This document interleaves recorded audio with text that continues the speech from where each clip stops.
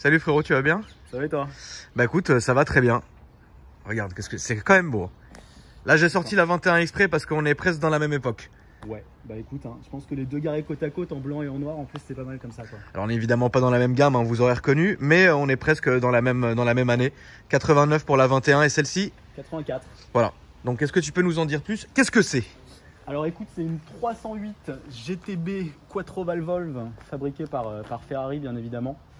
C'est la dernière des 308 en fait, juste avant qu'il passe sur le modèle 328 qui était un petit peu plus comment dire, abouti avec des pare-chocs un peu plus volumineux etc. qui rentrait plus dans l'ère moderne. Celle-là du coup c'est un modèle qui a duré 10 ans, qui est sorti en 75 au salon de Paris et qui est resté du coup une dizaine d'années au catalogue de Ferrari. D'accord. Et en fait, pour le petit détail, elle s'appelle 308 parce que c'est un moteur de 3 litres avec 8 cylindres, pardon. D'accord. C'est un V8 en fait. Et Quattro Valvolve car tu as 4 soupapes par cylindre, qui était vraiment la grosse nouvelle technologie à l'époque. En fait, dans les années 80, Ferrari est passé à l'injection sur ses voitures pour tout simplement conserver le marché américain qui était son principal marché en fait. Bien sûr. Donc ils ont été obligés de passer à l'injection et malheureusement ça a pas mal diminué la puissance des moteurs. Donc les mecs ils manquaient pas de ressources à l'époque, donc ils ont pris tout simplement la technologie qui marchait le mieux à l'époque en Formule 1. Ils ont pris 4 soupapes par cylindre et ils sont passés directement ils l'ont mis directement sur le moteur. Et du coup c'est réussi. Ça marche plutôt pas mal, du coup tu as 240 chevaux, 240 vrais chevaux, parce qu'en fait sur le modèle Carbu tu avais soi-disant 255 d'après Ferrari, mais eux-mêmes se contredisent en fait sur la fin de la production, ils disent qu'elle en fait que 230. C'était des chevaux italiens quoi, donc toujours un peu, ils gonflaient un peu les chiffres. Et ouais, donc c'est pour moi la plus aboutie de la série parce qu'elle est déjà beaucoup plus fiable, parce qu'elle rouille pas, il y avait un traitement spécial dessus. D'accord. Le moteur lui-même est traité Nicasil, donc en fait tu as beaucoup plus de longévité moteur. Est-ce que tu peux nous le montrer d'ailleurs, le moteur, qu'on voit un peu à quoi il ressemble?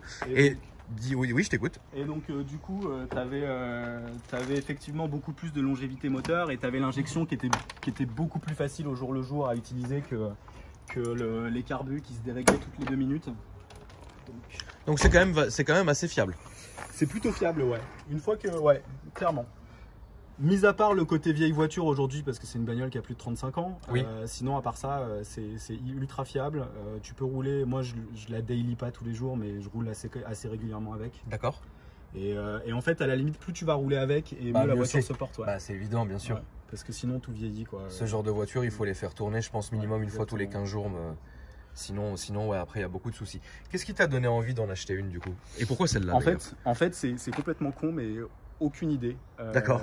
Un jour j'étais, je voulais acheter une bagnole de collection, je savais pas vraiment laquelle. Ouais. Je m'orientais vers les Porsche un peu comme tout le monde. Et en fait un jour je suis tombé sur une 328 dans la rue. D'accord. Et je me suis dit mais en fait cette caisse je la connaissais pas. Enfin je l'avais déjà vue, on a tous déjà vu une 308, 328, mais on les voit tellement rarement qu'en fait elles te sortent de la tête. Ouais. Et je me suis dit ok bah écoute ça va être cette caisse là que je vais prendre. Et puis juste je me suis mis en recherche. J'ai mis 2 ans avant de trouver celle-là. 2 ans, d'accord. Ouais, parce que mes critères c'était je voulais tout sauf rouge. Ok. Et en fait tout sauf rouge, il n'y en a pas tant que ça de produites.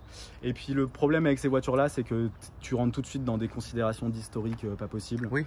Où tu dois tout checker, enfin limite il te faut des lettres de garantie de l'ancien propriétaire pour être sûr qu'il n'ait pas fait n'importe quoi avec sa caisse. En fait ça va aussi loin quoi. Donc ouais, et en fait ça met tout de suite un petit peu de temps à chercher. Tu passes des années, tu vas en voir qui sont clairement des merguez parce qu'aujourd'hui les belles bagnoles elles restent dans les collections, elles sortent pas. Et avant d'en trouver une bien, il faut faire un peu de chemin. Donc moi j'ai été en voir une dizaine, j'ai déposé des acomptes sur des bagnoles en Angleterre avant de désister parce qu'en fait dès que t'envoyais un mec pour la voir, il te disait ok n'achète pas ça, c'est une merguez, elle est collée de partout. Et donc avant de trouver celle-là chez un petit grand-père dans le sud de la France qui l'avait depuis une vingtaine d'années et qui l'entretenait très bien et du coup voilà j'ai mis quand même 2 mois de négo avec lui parce il a fallu mettre en place un peu une relation de confiance. Le mec était pas forcément vendeur tout de suite, il aimait bien sa voiture.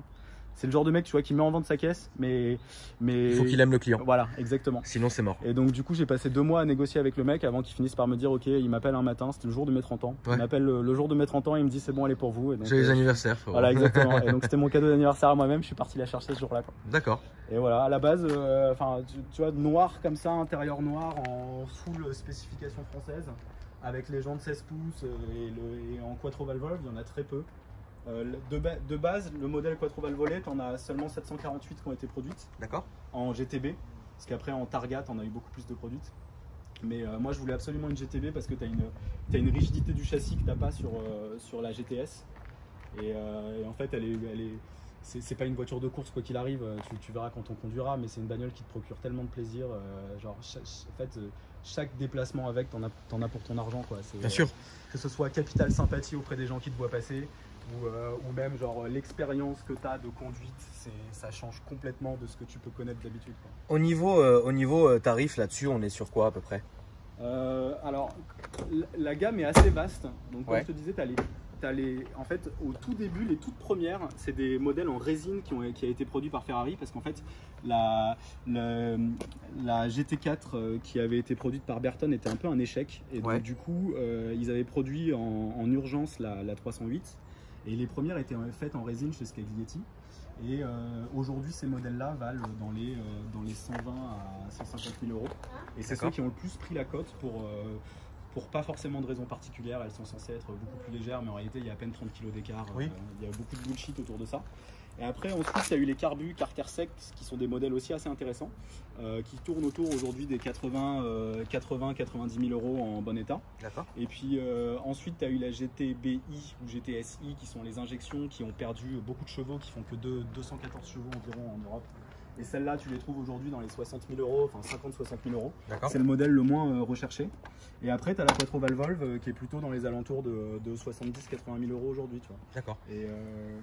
Et sérieusement, pour le prix, c'est hallucinant que tu puisses encore te payer des caisses comme ça, quoi. Parce que quand tu cherches chez Porsche pour le même montant, c'est mort. En fait, aujourd'hui, tu as la même caisse que tout le monde, quoi. Alors que là, tu as un truc complètement unique, tu as un morceau d'histoire. Tu vois, c'est ce que je te disais, celle-ci, tu en as 748 de produites. Il doit y en avoir à peine une centaine en France. Et en noir comme ça, intérieur noir, franchement, tu vois, elle est encore très, plus, quoi. très très jolie et j'en avais pas encore vu dans cette configuration. Donc évidemment, ça fait plaisir. Tu peux nous la démarrer avant qu'on aille faire l'essai et montrer l'intérieur, s'il te plaît? On va entendre ce doux son, les amis.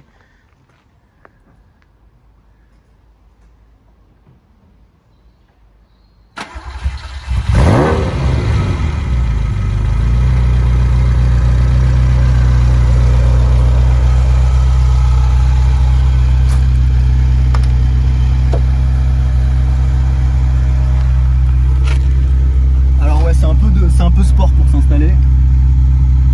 Une fois que t'es dedans, t'es pas trop mal.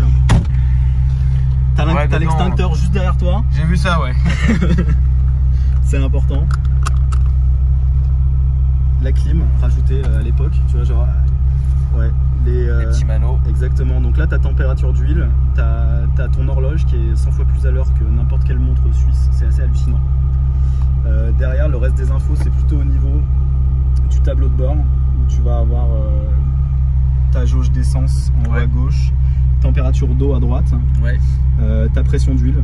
Donc là, l'huile est très chaude, donc elle est assez basse, mais dès que tu montes un peu dans les tours, tout de suite, tu dépasses les 6 kg par centimètre cube. Et après, bien évidemment, ton compte tour et ton compteur, sachant que le compte tour est gradé jusqu'à 7700 tours. Ce qui est plutôt sympa, et tu le verras, ça fait un bruit plutôt cool dès que tu dépasses les 3000 tours. Bien sûr, il y a un son qui est magnifique sur ces voitures et on le comprend. Bah écoute, on va partir tout droit, s'il te plaît. Exactement. Allez, alors, tu vois, à l'intérieur, en fait, c'est une bagnole, tu sens qu'elle a été créée dans les années 70, quoi. C'est que l'intérieur est encore genre complètement 70s, en fait. Ouais, bah les vraiment. boutons, tu vois, la clim, c'était une option Ferrari. Ouais. Et les mecs, bon, t'as pas la direction assistée, bien évidemment. C'est évident. Et les mecs, tu vois, genre pour la clim, en fait, tu payais ton option plusieurs milliers, enfin un millier de francs à l'époque. Ouais. Et en fait, ils te mettaient juste un petit truc en plus, quoi. Ah ouais. Et alors, pour faire fonctionner cette clim, sérieusement, faut avoir fait Polytechnique, je pense, parce que tu es obligé du coup de désactiver complètement le chauffage d'une manière générale, tout bloquer, etc. Et après, tu fais fonctionner la clim. Okay. Et la clim, en fait, elle sort que par ici, tu vois. Elle sort très légèrement par là, mais essentiellement par. Et tu vois, et toutes les autres sorties d'air, elles servent à que dalle. D'accord, donc ouais, c'est les années 70, quoi. Ah bah c'est clair. Ouais, c'est les années 70, mais c'est charmant. En fait, c'est ta seule voiture? Non, j'ai des voitures un peu modernes et j'ai surtout beaucoup de motos anciennes à côté. Mais ouais, c'est principalement ma bagnole de collection, c'était celle que je voulais. Et en fait, je suis pas forcément partisan de multiplier les caisses de collection parce qu'après, t'as plus le temps de rouler avec. Et surtout, en fait, t'as pas le temps de les entretenir. Certainement. Parce que c'est des caisses qui prennent un temps monstre à entretenir. Tu peux très facilement te retrouver au garage. Alors j'espère que ça tombera pas aujourd'hui, tu vois, mais ouais, tu peux très vite te retrouver au garage. Jamais eu de soucis avec celle-ci du coup? Si, des petits problèmes, mais pas grand chose, tu vois, rien qui t'immobilise sur le bord de la route. D'accord, des petites conneries, des petites fuites et compagnie. J'ai déjà quand même changé une courroie de pompe à eau sur le bord de la route. D'accord. Tu fais pas le malin quand ça t'arrive, mais en fait, ce qui est assez drôle, c'est que tu as le kit, tu as la trousse à outils Ferrari. Ouais. Alors, c'était un de mes critères quand j'ai acheté la caisse, je voulais absolument avoir le carnet, les papiers, la trousse à outils, etc. Ça, la totale. Ça, c'est sûr. Et en fait, ce qui est assez marrant, c'est que la trousse à outils, elle m'a servi puisque tu as une courroie dedans, du coup, qui était sèche, mais comme jamais. De 84, de l'âge de la bagnole. Et en fait, j'ai réussi à la monter le temps de rentrer chez moi. D'accord. Et en roulant bien évidemment doucement et en faisant attention. Et ça m'a permis de pas rester sur le bord de la route. Et ça, je peux te dire que tu te dis merci Ferrari. Et genre avec tous les outils Ferrari dans la trousse à outils, tu es capable de te démonter une courroie de pompe à eau, tu vois. Bah ça fait plaisir. Donc tu comprends pourquoi ça se vend 2000 € sur eBay. Oui. Une trousse à outils Ferrari, quoi. Est-ce que tu es pro Ferrari ou rien à voir? Alors j'étais pas du tout Ferrari en fait. Ferrari pour moi, tu vois, typiquement le rouge Ferrari, c'est un truc qui me débecte. Je trouve ça horrible. C'est pour ça que je voulais une caisse tout sauf rouge. Si j'avais pu la choper en vert anglais ou un truc comme ça aurait été encore mieux, tu vois. D'accord. Mais non, écoute, je suis pas forcément pro, mais en fait tu finis par le devenir naturellement, tu vois. Genre maintenant quand je regarde la Formule 1, je supporte les pilotes Ferrari, quoi. Oui. Je sais pas pourquoi, je pense que c'est parce que tu galères tellement dans ta caisse à avoir peur de tomber en rade dès que t'entends le moindre bruit, que du coup tu finis par supporter la marque à fond. Mais non, je suis aussi très pro autre bagnole. J'étais pas du tout fermé et en fait voilà, c'est une bagnole que tu finis par aimer, quoi. Mais bien sûr. Mais j'aurais pu tout à fait en choisir une autre. Aujourd'hui, c'est ta seule l'ancienne et ça le restera, tu penses? Non, je pense pas. Je pense qu'une fois que tu as mis le doigt dans l'engrenage, t'as qu'une envie, c'est d'en acheter plusieurs autres. Ouais. D'accord. Non, je pense que non. Dans l'idéal, j'aimerais bien rajouter justement une 993 pour rouler un peu plus souvent et plus facilement. Parce qu'en fait là, t'as aussi le complexe du ferrariste où le moindre kilomètre qui passe, c'est un truc qui te fait peur en fait. Oui. Parce que plus elle a de kilomètres, t'as l'impression en fait, c'est littéralement, ça te coûte 1 € au kilomètre. En gros, c'est à peu près ça, quoi. Ouais. Entre l'entretien, etc. Donc t'as toujours un peu cette peur. Donc j'aimerais bien avoir une bagnole pour plus rouler. L'entretien là-dessus, du coup, comment ça se passe?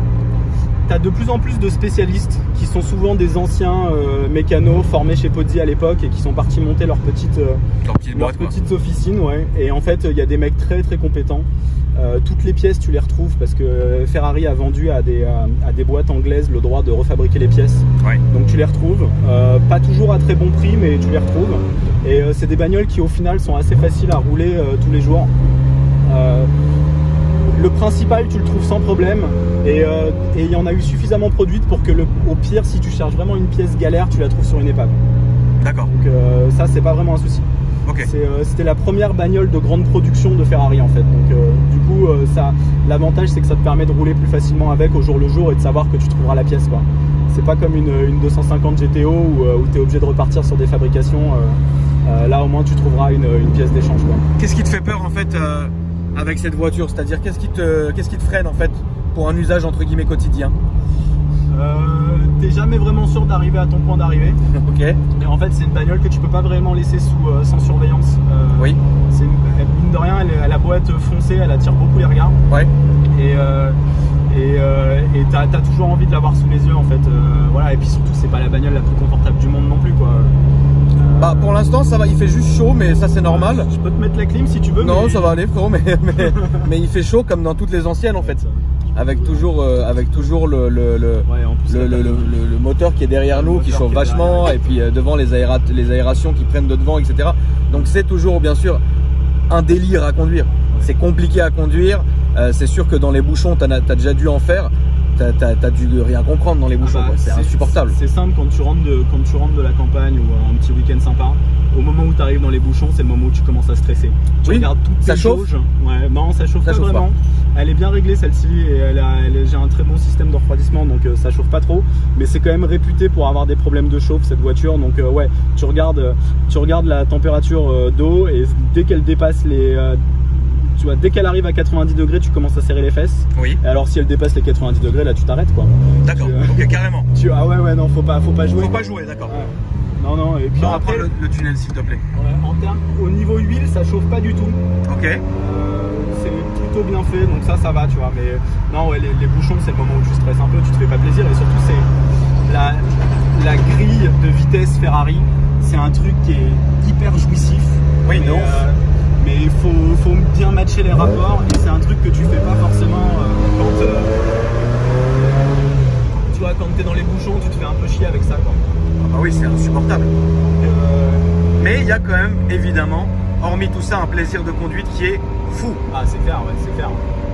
Il y a un plaisir de conduite qui est fou. Ce qu'on va faire, c'est que quand tu arrives à faire demi-tour, on va se refaire une belle ligne droite pour que les abonnés puissent entendre ce rugissement. C'est le genre de voiture où tu ferais beaucoup de kilomètres avec, ou tu préfères pas? Non. Genre demain, je te propose un road trip dans le sud, non quoi? En fait, si, ouais. C'est le genre en fait, je ferai beaucoup de kilomètres, mais si c'est des bons kilomètres, tu vois. Oui, d'accord. Je me ferai pas un aller-retour en Allemagne juste pour le plaisir, quoi. Mais en revanche, si c'est descendre dans les Alpes et partir me faire les Alpes en long, en large et en travers, ça c'est clair, bien sûr, parce que c'est là où t'en profites le plus, quoi. En fait, c'est le problème, c'est que, et c'est pour ça que j'aimerais acheter quelque chose d'autre pour rouler un peu plus, je pense, c'est que tu comptes tes kilomètres avec cette bagnole, et le moindre kilomètre que tu fais mal, qui est un kilomètre juste d'autoroute, de périph' ou de ce que tu veux, en fait t'as qu'une envie, c'est de te dire ok, c'est pas pour ça que j'ai acheté cette caisse, moi je veux rouler dans les grandes étendues, je veux des virages, je veux être en montagne, je veux pousser les rapports, et donc en fait t'es un peu frustré, quoi. En fait oui, tu veux que la voiture colle au décor en fait. Exactement. Et ça t'as bien raison. Et parle-nous un peu de ta passion du coup sur les vieilles bécanes. Ah, les vieilles bécanes, en fait j'ai commencé un peu par là parce que à Paris tu manques un peu d'espace, donc du coup j'ai commencé par refaire des motos. J'avais acheté une vieille BM en pièces détachées dans plusieurs caisses différentes. D'accord. Et le mec m'avait certifié qu'elle était complète, bien évidemment il en manquait la moitié. Et puis en fait elle était dans un état tellement pitoyable que je me suis dit ok, c'était le début, c'est un peu de la mode des cafés racers. Oui, bien sûr. Donc je me suis dit ok, je la refais à mon goût, je vais voir ce que je peux faire, et je suis reparti d'une feuille blanche, j'ai refait tout à neuf. Et tu commences par une bécane, après t'en fais une deuxième. J'ai aussi une Super Ténéré qui a fait le Dakar, que j'ai refait aussi, que j'ai repassé dans les couleurs de l'époque, Sonoto, etc. D'accord.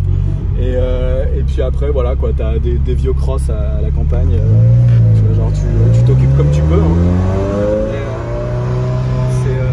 Mais t'es plus motard ou plus voiture du coup? En fait je suis motard à Paris parce que tu peux pas circuler en bagnole. D'accord. Mais dès que t'as un tout petit peu la possibilité de rouler, t'es quand même 100 fois mieux en bagnole, quoi. T'as des sensations que t'as pas sinon.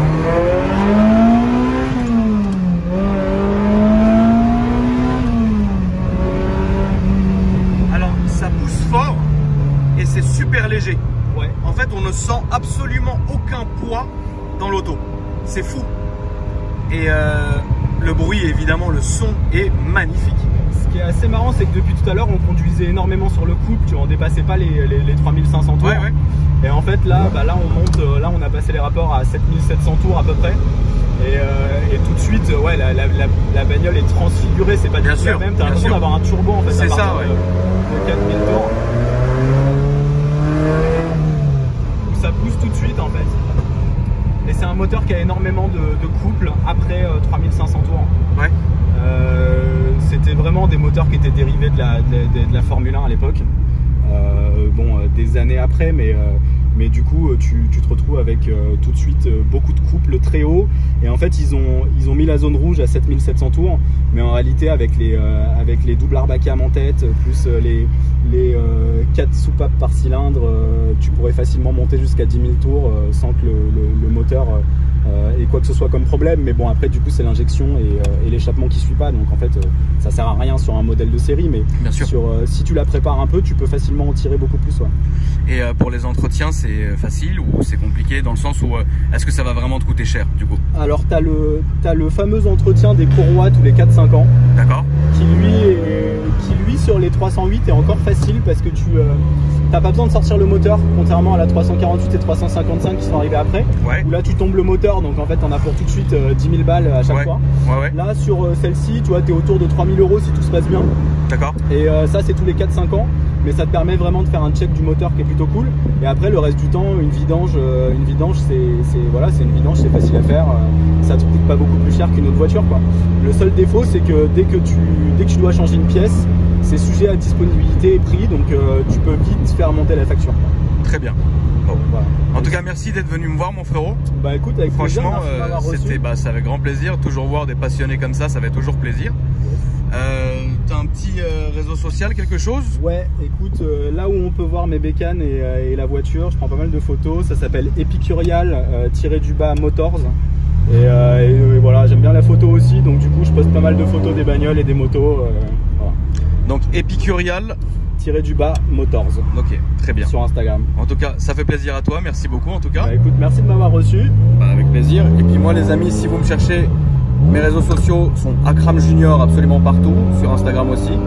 Et puis merci en tout cas. N'oublie pas de venir nous voir avec tes bécanes. Yes. Si tu en as une ou deux qui peuvent un peu sortir du lot, t'es le bienvenu. Ah bah ça, t'inquiète pas, j'ai. Ça fait plaisir. Salut les amis. Salut frérot, merci. Ciao.